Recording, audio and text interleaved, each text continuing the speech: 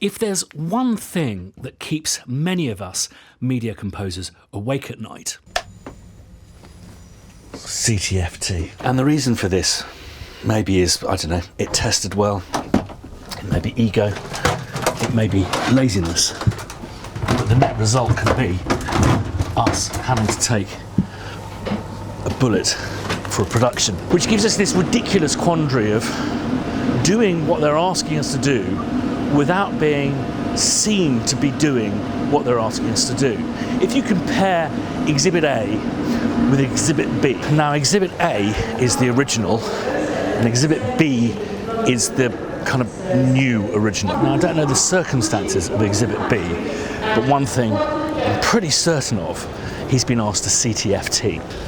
Copy the fucking temp. That point at which your employer is asking you to break the law, the point at which you know you're not going to be nominated or win any awards for that job you're working on, at best. That point at which you're no longer trying to do your job well, you're just trying to do it legally. It's like being told that whilst they like the pie that you created and the interesting use of pepper that you've employed, they'd still like you to go into that Greg's, there isn't a Greg's, feeling a bit worse for wear today, into that Greg's and steal one of their steak and pepper slices and take all responsibility for it. And then you kind of start this ridiculous game with yourself of asking, well, do I go into the Greg's and steal the steak and pepper slice?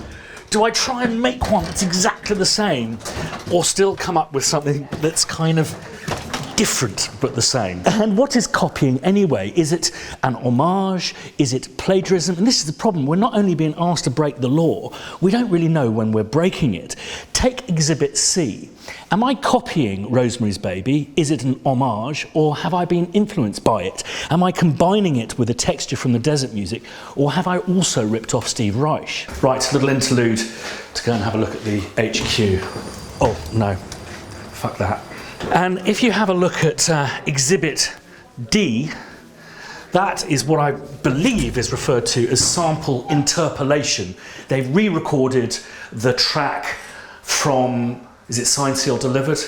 Wrong, Ain't No Mountain High Enough. And they've credited the writers accordingly. But if you listen to Exhibit E, would you call that sample interpolation? Would you call that an homage, inspired by, influenced by? Are they stealing? Well, the Marvin Gaye estate seems to think so. Oh, shit weather. And what about Exhibit E? John Williams, no less. For me, I think it sets a really bad precedent that they found in favour of the Marvin Gaye estate.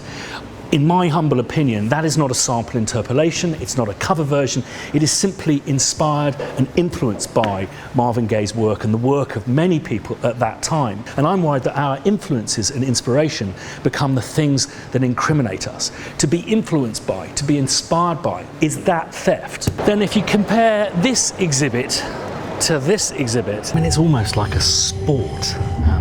It's like you get into the music industry and it's about kind of dodging the lawsuits, or certainly getting sued less than you're suing. And why has it become this sport? Well, I have a theory about this. I don't know about you, but ever since becoming a professional composer, ever since actually earning a meaningful living out of composing and being able to have a kind of acceptable NFL, as they call it, normal for London kind of lifestyle, I've always noticed that there are certain members of certain professional classes that really don't like the concept that you could make a living out of the passion that drives you, the thing that you love.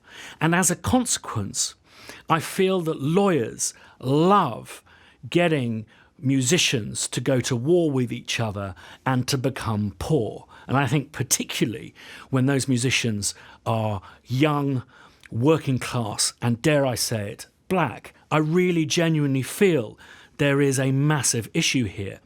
I don't know if you've looked into this, but there's this incredible thing going on with George Clinton at the moment where the owners of the catalogue are basically going after all of these rap bands that have sampled P-Funk and are screwing the bejesus out of them, but they're not passing that money on to George Clinton because there's no way of him proving who came up with the riffs and the drum breaks and this, that and the other that are being used by these hip-hop acts or imitated by, or particularly with sample interpolation. And if you listen to the Uptown Funk, the people who are credited with that sample interpolation is the Gap Band, whereas actually it's George Clinton's Parlet who wrote that amazing riff, which the song is kind of based around. And it's terrifying. Really, there is only one winner when it goes legal, and that is lawyers. And I've seen the most despicable things and seen people stoop to the lowest of lows. There's tricks that lawyers employ that are just sociopathic. And I'm not speaking for all lawyers, but some lawyers that I've come up, the predatory lawyers who just can't stand the fact that people who make money out of creativity just don't deserve that money. And it infuriates me. This is something that infuriates me about the music industry. And a particularly very subtle technique I've seen is for a lawyer to call you up at about 7 o'clock on a Friday evening, drop a fucking nuke in your lap, and you are literally on your own for an entire weekend when the legal firms are shut, to literally stew in a soup of paranoia of their making. It really is truly disgusting. I'm going to return to this. So you can see that I'm quite passionate about this idea of the legality of plagiarism, but it is so subjective. What is plagiarism? And what do you do when you're faced with this prospect, when you're being forced, coerced into copying the fucking temp? So being asked to copy the temp, I don't actually think it's always as bad as you think. I don't think you're actually being asked to exactly copy it. And it can also lead you down an avenue exploring what, say, the other composer or the other band did, and sort of open new horizons when you're creating. I don't think also that the person or people asking you to copy the temp have analysed the music quite as much as you think. So it can actually be a source of inspiration. You can start from a point and inject your own style and your own character into that, and end up with something that maybe you wouldn't have done in the first place, and well comes within their version of can you copy the temp, and ends up not actually being anywhere near the original. I wouldn't ever go down the road of copying the notes, but you can also find, if you're worried about sort of copyright, I think if you look into it, you can also find things like even John Williams copying the Reich of Spring, Stravinsky. So, if you look at Star Wars and the Sand People, is a classic example. It's virtually note for note. Did he copy it, or was he just inspired? So, as I say, I don't think it's a kiss of death. I wouldn't always start the day thinking, oh my God, I've got to copy the temp, this is a disaster. I actually embrace it sometimes, and I find it just opens new avenues. Thank you so much, Andy, for what I'm really pleased to say is a really positive point of view regarding this. My personal view is somewhat, I think it's going to probably settle somewhere in the middle between you and Drew, upcoming, is that basically whenever I'm confronted with a bit of temp that I know that they really love, is what I do is when I start composing that cue, I listen to the temp only once. I don't listen to it more than then as an absolute rule. And I hate it when they come into view what I've done. They go, can we just listen to the temp one more time? Because the more I listen to it, the more I'll get steered into danger world. But Drew, what do you do when confronted with copy the fucking temp? If someone asks me to get closer to the temp or copy the temp, the answer's no. I mean, why do you want me to do that? I mean, there are various ways you can approach it. You can be nice and just say, look, really honestly, I can't do that. I'm a creative person. You've hired me to be creative. You can also say, I indemnify you in my contract against being sued. So if you want to indemnify me against being sued on your behalf, that's fine. Personally, I still wouldn't want to do it. Other cheekier answers could be, well, you've tempted up with Alexandre Desplat. why don't you just call Alexandre Desplat?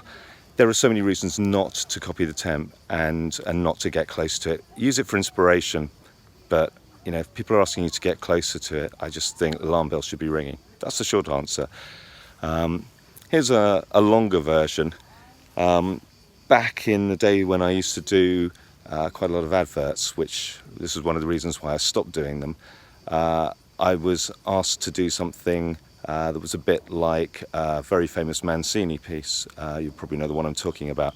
And I'd actually originally pitched that idea to them, and funnily enough, they'd turned down my original pitch and then came back some weeks later and said, could you do something a bit like this Mancini piece? It's like, didn't you listen to my original demo? Because that's exactly what it was.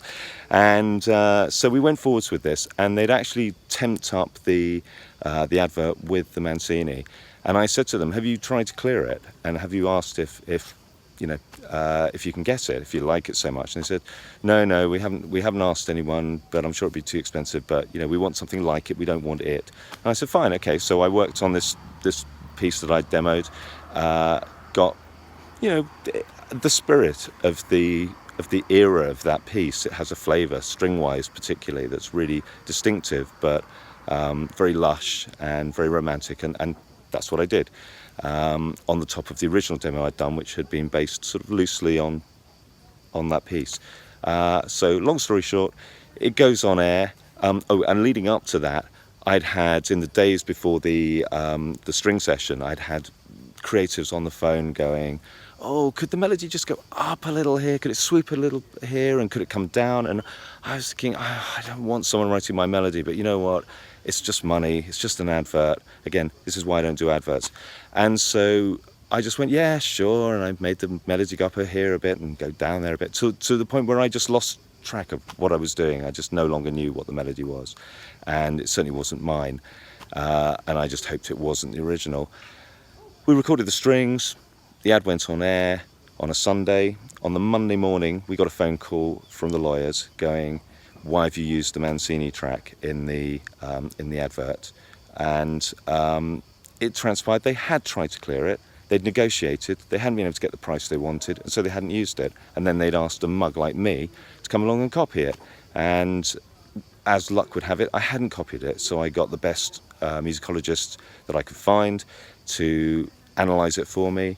It cost me £600 at the time, which no one offered to pay. And I did that. But everything was on me. The ad agency were like, what have you done? You've done something bad. It's like, no, I haven't, actually. It was you. Again, long story short, I got away with it because it wasn't a copy of the music. But it was very obviously inspired by it. And it was a lucky escape. And it taught me a very, very tough lesson. It was very scary. It was very expensive for me at the time. And a very unpleasant situation. I never worked for that agency again because they never came back to me because I was thought of as somebody who ripped off other people's work. I mean, the whole thing was so bitterly ironic. So, bottom line, don't do it. Tell them to fuck off. As I suspected, and I think probably very sage advice. I think as an adjunct to that, I would also say that Daniel Pemberton has a great piece of advice, which is just to keep in contact with the edit, keep up to date with the different cuts that they're going through, and try and hold them off at the pass. If they're sticking American Beauty in there, if they're sticking La Mer in there, if they're sticking Nimrod, that was a classic, just hold them off at the pass. Just say, listen, this will test well, but we'll never, ever be able to get rid of it. Appeal to their better judgment, their better nature. Paul is a massively experienced composer who's done a lot of advertising, a lot more than me, and this is a real minefield of copy the fucking temp. Well, first a word of warning. Several places in the world, all that has to be proven is intent to copy. So if you have something as simple as a quick time of an advert that an agency have sent you with the track on, and you end up producing something that's kind of similar, you have intent to copy right there. So just be really, really careful. I'm going to tell you two stories from my personal experience of temp love, one good one and one bad one. Start with the bad one. An agency doing a really nice little commercial for a charity. Was working for a production company. They said, we really love how the music's working. Can you just get as close as you can to that? So against my better judgment, I kind of went along with it and ended up getting fairly close. But in sound, maybe a few chord changes here and there. Never makes you feel great. Slightly dirty feeling, but there you go. And then suddenly the agency kind of did a bit of a switcheroo. It was originally just going to play out in a few cinemas. It was just a kind of freebie, a little bit of fun that they were doing. Suddenly everyone fell in love with the ad, so it was going to play out on the TV. They were talking about a big media spend.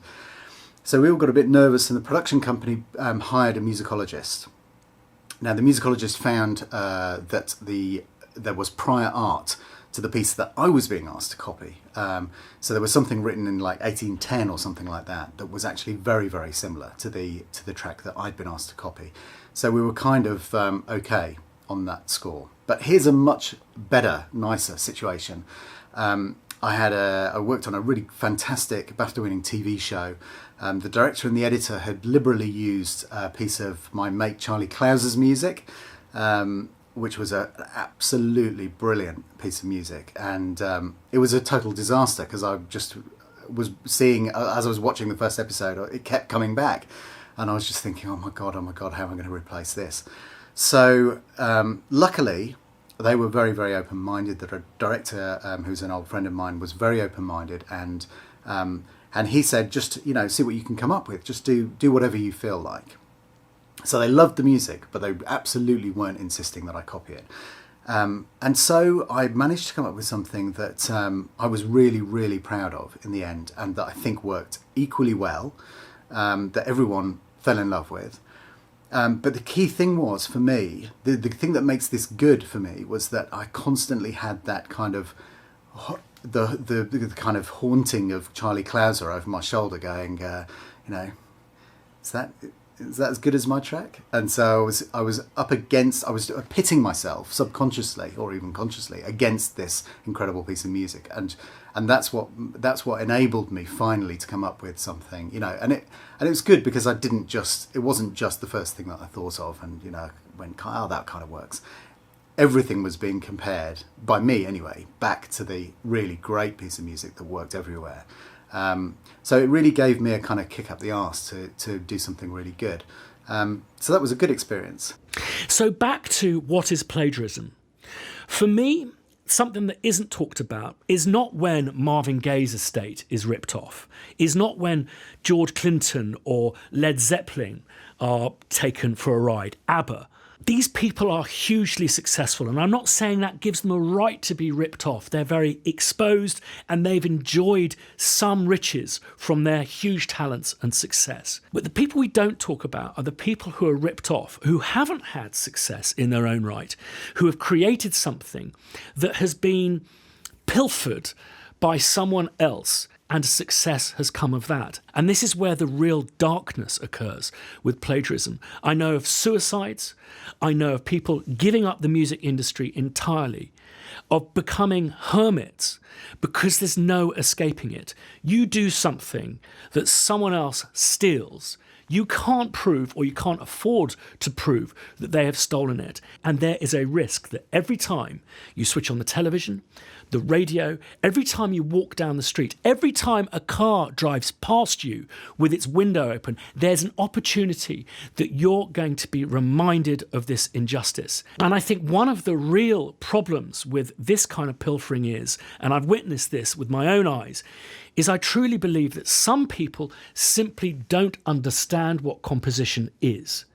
We sit here and we wait for that light bulb out of the blue to come, and we know the sensation, what it is to compose. In the eyes of the law, the definition is, if that melody, if that piece of music didn't exist before you performed it, you composed it. We understand the sensation of composition, and there are people, often, I hate to say it, from the DJing kind of background, and there are many, many talented DJs who become amazing producers, but who feel that taking one record and combining it with another, and I don't want to sound like an old fuddy-duddy here. I've seen this with my own eyes, and I'm not saying this is the whole of the DJ profession whatsoever. By taking one record and combining it with another, is composition. And there is a craft to that, and there are genius people who are geniuses at doing that. But if that is the way that you make music, then you do not understand the concept of what it is to truly compose from fresh air, from a blank screen. And in so doing, I think this is where the kind of sociopathic behaviour follows on, where people can be openly ripped off, and it's going, well, no, it's my track, because it's a drum beat, but it's not their drum beat. It's like, it's just a drum beat, and then I combined it with that and I made something totally new. And herein lies a difficult debate. For me, the definition of plagiarism is understanding the possibility of how upset you can make someone, how it is stealing, how that when you steal from people, when you take food from their children's mouths, they will get upset, they will get angry, and that there is always the possibility that they won't be able to sue you, that they will have to maybe retire from music. They may have to even become a hermit, because what you have done, the success you have created out of their IP, is unbearable to them. And this, for me, is understanding that, being clear that that is potentially what can occur to a fellow sister or brother from our community. And you do it anyway. That, for me, is the definition of plagiarism. It's been an emotional one, this one. And I think Daniel Pemberton's advice, heading them off at the pass, is the best start. Listen to Drew, listen to me, listen to Andy, Paul, and I'd like to hear your thoughts. As a bit of fun, a light end to this, I've put a list to the side. Is it that side or that side? To the side is a little poll to hear, have you ever experienced temp love with these tracks? And if none of your temp nightmares are in that poll, please feel free to put them in the comments below. I think this is going to be a fun one. Thanks as always for watching. If you like what I do, hit like. If you haven't subscribed yet, there'll be more polls and fun to come in the future. And if you want to be notified the next time I put up a sweary video, that little bell icon will sort you out. See you next time.